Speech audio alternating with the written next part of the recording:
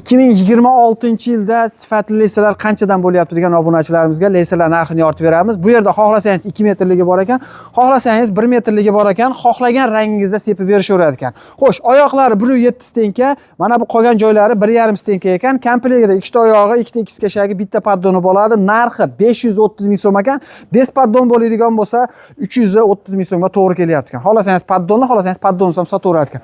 Xuddi shuni 2 metrligi bor ekan, qadrdonlar. Bunimizni narxi keladigan bo'lsa 720 ming so'mdan ekan. 20 komplekt ko'p oladigan bo'lsangiz, dastavkalar vodiy bo'yicha mutlaqo tekin ekan, qolgan joylarga kelishiladi ekan. Kimga kerak bo'lsa, pastda nomerlari bor. Pechkani sezoni o'tdi deganlar uchun endi pechkalar narxini ham yoritib beramizda.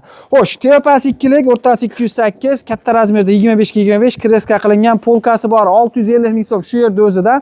Agarda sizga katyoldi varianti kerak bo'ladigan bo'lsa, ya'ni pechkani o'zi bitta xonani isitadi, plus 3 ta xonaga radiator qo'ysangiz bemalol isitaveradi ekan. Narxi ustaga qancha edi? 2,5 million so'm.